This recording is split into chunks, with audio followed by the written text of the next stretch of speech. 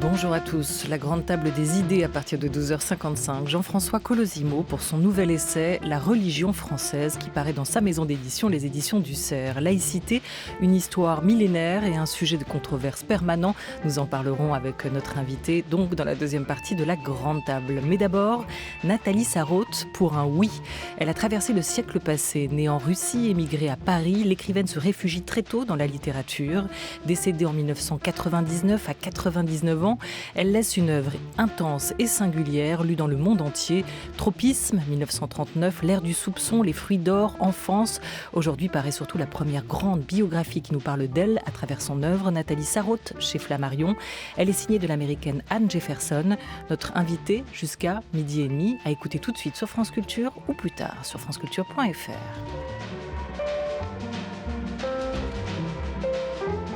La grande table. Olivia Gesbert. J'ai toujours l'impression d'avancer extrêmement difficilement et dans une obscurité qui devient de la demi-obscurité, mais enfin ce n'est jamais une clarté limpide et c'est ça qui fait d'ailleurs l'intérêt du travail. Un clair-obscur pour l'auteur de Tropisme qui disait aussi écrire pour essayer de rendre compte de quelque chose qui lui échappe. Bonjour Anne Jefferson. Bonjour. Pas américaine, britannique, pardon, professeur émérite à l'université d'Oxford, auteur du défi biographique en 2012, spécialiste du roman français de Stendhal jusqu'à Nathalie Sarraute que vous avez rencontrée à plusieurs reprises, collaboratrice de la Pléiade qui lui était consacrée. Écrire une biographie de Nathalie Sarraute, c'est un défi ? Oui, c'était pas du tout évident. Elle était très hostile à l'idée d'une biographie d'elle. Elle faisait partie de la génération qui avait annoncé, selon Barthes, la mort de l'auteur. Et ce qu'elle redoutait par-dessus tout, c'était l'idée qu'on interprète son œuvre en rapport avec sa vie. Elle prétendait toujours que ce qu'elle racontait dans son œuvre, c'était ce qu'elle sentait dans son fort intérieur et pas du tout ce qui lui était arrivé dans la vie quotidienne, pour ainsi dire. La vraie vie était ailleurs, hein, vous citez Rimbaud. Absolument. Mais ce sont des mots qui auraient pu sortir de la bouche de Nathalie Sarraute. Tout à fait, oui. Ouais. Donc vous n'avez pas choisi, ou vous avez plutôt choisi de vous appuyer sur son œuvre pour éclairer sa vie, mais pas le contraire. Hein. Absolument. Ce qui m'intéressait dans cette biographie, c'était de découvrir le contexte dans lequel son œuvre avait été élaborée. Et en fait, ce contexte comprend une vie qui avait commencé, comme vous le disiez, en 1900 en Russie et qui a terminé en 1999 à Paris.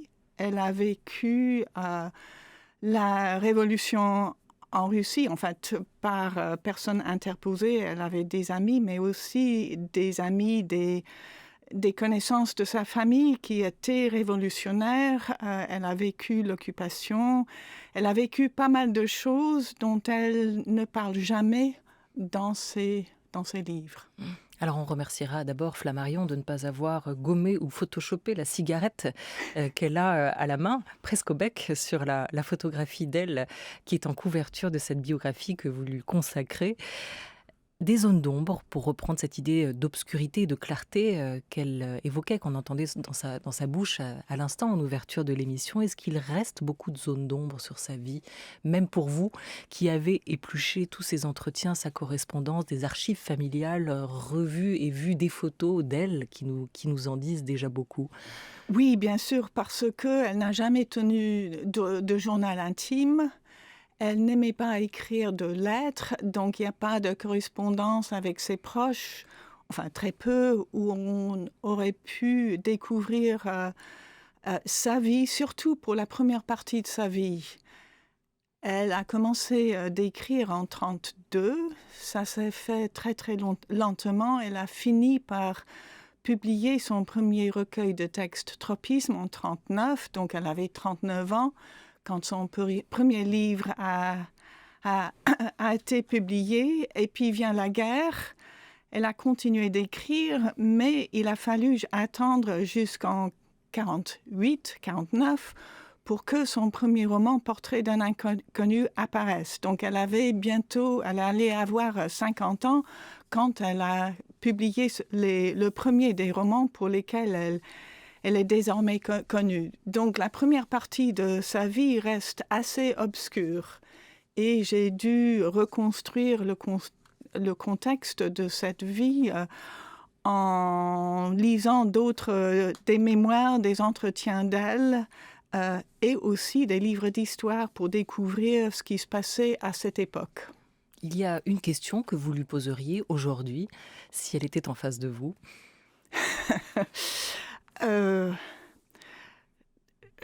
J'étais tellement impressionnée par elle, j'ai été tellement séduite par son charme que l'idée de lui poser des questions me viendrait avec beaucoup de difficultés. Non, en fait, je serais plutôt tentée de lui dire que chaque fois que je la lis, j'y découvre des choses qui m'avaient échappé auparavant. C'est une écriture d'une telle richesse qu'il y a toujours du nouveau qu'on y découvre. Et je crois que ça lui aurait fait plaisir. Et je la vois sourire à l'idée que je lui dise quelque chose de ce genre. 50 ans, c'est tardif pour ce premier grand livre, comme vous l'évoquiez à l'instant, Anne Jefferson. Et pourtant, vous dites qu'elle était vous l'écrivez, une très grande lectrice, qu'elle s'est très tôt réfugiée dans la littérature. Quelle formation littéraire a-t-elle eue, Nathalie Sarraute ? Oui, c'est une formation assez particulière, surtout pour une écrivaine française, parce que tout en étant née russe, le français, comme elle le prétendait elle-même, c'était sa première langue dans la mesure où elle a fait toutes ses études en France, toute sa scolarité. Donc elle s'est imprégnée de la littérature française à partir d'un très jeune âge. Et puis, par la suite, étant quand même bilingue et en fait quadrilingue, parce qu'elle parlait également l'anglais et l'allemand, elle a lu... Deux pays, pardon de vous interrompre, où elle a étudié aussi, où elle s'est rendue assez jeune. Absolument. Voilà. Elle a fait une année d'études à Oxford et puis elle est partie à Berlin. Et puis elle avait aussi parlé l'anglais à la maison avec les nounous de sa demi-sœur. C'était des Anglaises parce que c'était chic de pouvoir parler l'anglais dans des familles bourgeoises comme celle où a grandi Nathalie Sarraute. Du coup, elle lisait le russe, l'anglais et l'allemand en dehors du français. Et dans les années 20, où elle avait 20 ans, elle a suivi tout le modernisme de l'époque. Elle a lu Proust, qui venait de mourir. Elle a lu Rilke, dont elle a découvert les carnets de Malte Lauritz Brigge. Et elle a lu aussi James Joyce et Virginia Woolf. Bref, c'est une formation très cosmopolite qu'elle a eue. Et je crois que par là, elle se distingue en quelque sorte de ses contemporains qui sont restés plus... français dans leur lecture. Et vous écrivez aussi que pendant son séjour à Berlin, vous le racontez, elle va faire la connaissance avec l'œuvre de Thomas Mann, qui sera pour elle une révélation, en plus de Rilke, qu'elle aimait beaucoup aussi. Elle va s'apercevoir, écrivez-vous, pour la première fois que sa propre sensibilité pouvait donner matière à littérature. Sa propre sensibilité, c'est pas sa propre vie, dont elle refusait de faire la matière, en tout cas ouvertement, de son œuvre. Oui, c'est absolument ça. Elle disait toujours qu'elle se racontait bien dans ses livres, pourvu qu'on comprenne que ce qu'elle racontait, c'était justement ce qui lui arrivait dans le fort intérieur, sa propre sensibilité, comme vous le dites, sa façon de vivre ses relations avec autrui, sa façon de réagir à la moindre stimulation qui vienne de l'extérieur. Et c'est cette matière-là qu'elle creuse dans ses livres, au lieu de raconter qu'elle était née en Russie ou je sais pas quoi. Elle écrivait, vous l'évoquez, pour explorer la réalité psychologique, la nôtre, mais aussi celle de ses personnages. On l'écoute. La littérature, d'abord, c'est votre affaire. Vous écrivez parce que vous en ressentez le besoin. Et parce que j'ai l'impression qu'il y a là quelque chose qui existe. Il me semble, j'ai peut-être l'illusion que c'est vrai. Et j'ai envie de le montrer. Il me semble que ça n'a jamais été montré comme ça. Non pas que les écrivains du passé n'ont pas vu ça. Vous pensez bien que ces tropismes, ils les ont sentis. Mais ils avaient autre chose à faire. Ils ne s'en sont pas occupés. Et moi, il me semble que je les ai pris pour eux-mêmes et que ça a nécessité chez moi un travail sur l'écriture. Il fallait trouver une forme dans laquelle ça pourrait se manifester au dehors. L'attention était distraite par le personnage, par l'intrigue. Là, il fallait que l'attention se concentre sur ses mouvements intérieurs et que le lecteur ait l'impression de les vivre du dedans, de s'y plonger quand il peut, s'il n'a pas mieux à faire. Voilà, extrait d'un Radioscopie de 1989, Nathalie Sarraute racontant son rapport à l'écriture, à la fois son besoin d'écrire, mais toujours aussi cette recherche de forme. Elle n'aimait pas tellement les étiquettes, roman, nouveau roman, sur ces genres. Non, ouais. Non. Roman, nouveau roman, non, c'était plutôt un format auquel elle est restée en quelque sorte fidèle jusqu'à la fin de sa vie. C'est des formats plus courts. Quand on regarde de près ces romans, on constate qu'en fait, comme elle le dit dans cet extrait, il n'y a pas d'intrigue continue. On passe d'une espèce d'instantané à un autre. Et elle se sentait plus à son aise pour creuser un moment qu'elle avait senti, pour essayer de faire comprendre ce qui était arrivé et pour trouver le moyen d'en inventer, d'en représenter l'équivalent au moyen d'images, d'analogies, d'imagerie, de métaphores. Elle avait une imagination très riche pour inventer des équivalents d'expériences qui se laissent très difficilement traduire telles quelles. Elle n'aimait pas non plus être assignée à rien, à aucune identité, mais elle n'aimait pas non plus être rattachée en permanence à ce courant du nouveau roman. Est-ce qu'on a eu tort pour autant de le faire ? Difficile. Elle était en quelque sorte nouveau romancier bien avant l'époque du nouveau roman. Elle cherchait à réinventer le format du nouveau roman. Et c'est elle qui, en quelque sorte, qui a lancé le nouveau roman en 1956 avec ses essais L'ère du soupçon, dont 2 avaient déjà été publiés dans les temps modernes de Sartre à la fin des années 40 et en 50. Donc le nouveau roman n'était déjà pas tout à fait nouveau, mais ce recueil d'essais a eu son impact. Alain Robbe-Grillet l'a remarqué et il avait la fibre publicitaire et c'est grâce à lui, en quelque sorte, que Nathalie a pu être nommée, en quelque sorte, l'abbesse, on le disait comme ça, du nouveau roman aux côtés de Robbe-Grillet. Mais elle cherchait toujours à s'en démarquer pour insister sur sa propre singularité. Alors vous citez quelques-uns de ses compagnonnages, Sartre, Robbe-Grillet, mais vous écrivez aussi que malgré ses liens avec des multiples mondes, elle ne fit jamais vraiment partie d'aucun. Si on prend ce petit monde de l'édition et de la littérature, quelle sera par la suite ses relations avec à la fois ses pairs, mais aussi avec la critique, est très important, vous leur consacrez un chapitre, avec ses lecteurs. Justement, elle se méfiait beaucoup des critiques. Elle s'en méfiait parce que elle les soupçonnait de ne jamais lire ses livres jusqu'au bout, de mal comprendre ce qu'elle voulait dire. Donc, elle les suivait avec une attention très méfiante et soupçonneuse.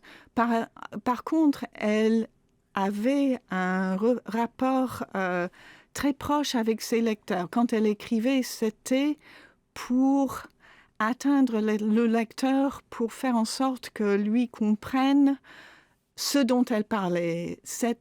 On sent dans son écrit un appel très fort vers le lecteur, comme si elle disait « Toi, tu me comprendras ». C'est toi que je cherche à convaincre de la vérité, de la réalité que j'essaie de transcrire dans mon écriture. Donc, on peut, si vous voulez, faire une très grande différence entre les critiques d'une part, qui pour elle, à son avis, n'étaient pas forcément de très bons lecteurs, et les vrais lecteurs qui ne racontaient pas vraiment ce qui leur arrivait, mais dont elle attendait quand même qu'ils disent « Oui, je comprends ». Ce que vous me racontez, c'est une vérité que vous me faites reconnaître des choses qui se passent chez moi et que je reconnais grâce à votre écriture. C'était ça le scénario idéal pour elle du lecteur devant les livres qu'elle lui présentait. Et elle était plutôt Simone de Beauvoir ou Hannah Arendt, Nathalie Sarraute, à cette époque, dans ce monde-là? Elle n'était pas Simone de Beauvoir. Du tout. Vous parlez même d'une étrange et désagréable impression ressentie par Mary McCarthy face à l'aversion qu'éprouvait Nathalie Sarraute pour Simone de Beauvoir. Oui. Elle ne s'en rendait pas pour plusieurs raisons. Je crois que la raison principale, c'était quand même une différence sur la littérature. Pour Nathalie Sarraute, ce que racontait Simone de Beauvoir dans ses romans, c'était bien trop réaliste. Elle s'occupait de l'extériorité des choses, des questions sociales, politiques, et que, aux yeux de Nathalie Sarraute, ça faisait en sorte que les romans de Simone de Beauvoir restaient très traditionnels. Donc, elle prenait pas de risques dans ce qu'elle écrivait. Alors que pour Nathalie Sarraute, elle avait toujours l'impression d'oser des choses qui n'avaient jamais été faites. Donc, elle méprisait en quelque sorte Simone de Beauvoir pour sa timidité, en quelque sorte. Mais il y avait aussi une différence d'attitude. Nathalie Sarraute avait un sentiment très fort de l'importance de l'égalité entre les gens. Et ce qu'elle éprouvait aux côtés de Simone de Beauvoir, c'était un sentiment de hiérarchie qui lui répugnait profondément. Donc, je ne sais pas si c'était fantasmé par elle, mais c'est l'une des raisons principales pour lesquelles les deux femmes ne s'accordaient sur presque rien. Et alors, il y a quand même un paradoxe. Vous évoquiez l'importance pour elle de l'intériorité, des mouvements intérieurs de ses personnages dans ses livres, mais en même temps, elle se méfiait fondamentalement des médecins de l'âme, comme elle les appelait, de sa propre intériorité. Elle ne voulait pas faire l'analyse tout au long de sa vie. Cependant, écrivez-vous, elle demeura encline à l'angoisse et à l'obsession, malgré, même si elle avait fréquenté une psychologue, Janet, à laquelle elle rend d'ailleurs souvent hommage dans ses livres, d'une certaine manière. Elle était angoissée, elle était aussi discrète, elle était aussi pudique en public. Est-ce que c'était aussi son tempérament dans le privé ? Est-ce que l'image qu'elle donnait d'elle en public était fidèle à ce qu'elle était vraiment ? Oui. À la rencontrer, on ne voyait presque jamais la personne angoissée qu'elle était en réalité aussi à côté.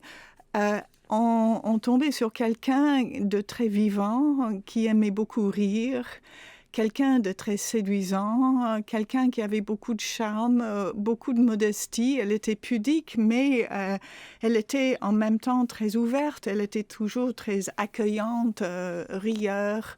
On s'amusait bien avec elle. Donc ce côté-là, on le retrouve dans ses livres, mais il faut savoir que c'est là pour y être sensible. L'impression qu'on a principalement en la lisant, c'est de se retrouver dans ce monde où c'est l'angoisse qui gère les relations qui sont parfois extrêmement violentes entre les personnages qui ne le sont pas dans ses livres. On va écouter la voix de Nathalie Sarraute sur son rapport aussi à l'écriture. La poésie, entre la prose et le roman, qu'y a-t-il, Nathalie Sarraute ? Toute écriture, même romanesque, devrait être une écriture poétique, c'est-à-dire qu'elle devrait être primordiale. Le rôle de l'écriture devrait passer avant tout, ce serait le rôle dominant, serait le rôle du langage. le langage doit dominer si on veut vraiment que ce soit une œuvre littéraire digne de ce nom. Tandis que dans le roman habituel, dans le roman qui, à mon avis, est hors de la littérature, le langage est transparent, on traverse le langage pour voir ce que ça signifie, ce que ça veut dire. Et le langage lui-même, on ne le voit pas. Il faut qu'on voit à quoi le langage se rapporte, mais il faut aussi que le langage par lui-même donne une sorte de plaisir. Le plaisir que j'en tire moi-même en écrivant. Et si le lecteur n'a pas ce plaisir qui lui vient de la forme, de l'écriture, de la sonorité, etc., ce n'est plus du langage poétique, c'est de la prose plate. Looking through the mirror, trying to find another man there. Been so many years, but I wish they'd understand me. And your voice stays on my mind. I've been waiting for the right time, babe. Got no time for tears, moving on and it's alright. Deep in my soul, a fire abides, burning bright and out of control. To shine a light. Deep in my mind, the thought, the whole, I done turned the day into night. Now I know. Deep in my soul, a fire abides, burning bright and out of control. To shine a light. Deep in my mind, the thought, the whole, I done turned the day into night. Now I know. On the radio, turn me up above the static, above the static. Everywhere I go, see reflections of the madness. And your voice stays on my mind. I've been waiting for the right time, baby. Got no time for fear. In the zone and it's alright. It's alright, baby, yeah.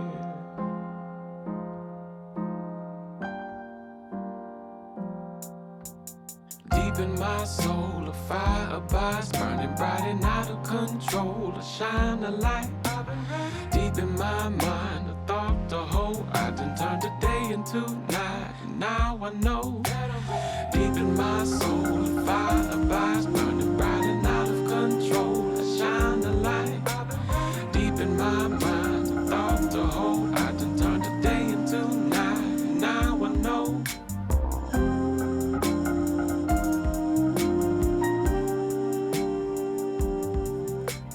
La voix du chanteur américain José James, présent sur l'album du trompettiste Éric Truffaz et de son quartet qui sont en balade sur de nouveaux territoires sonores. L'album s'appelle Lune Rouge, il est sorti le 11 octobre et il nous emmène dans cette autre galaxie. Ils seront néanmoins de retour tous parmi nous le 25 novembre au Café de la Danse à Paris. France Culture, la grande table, Olivia Gesbert.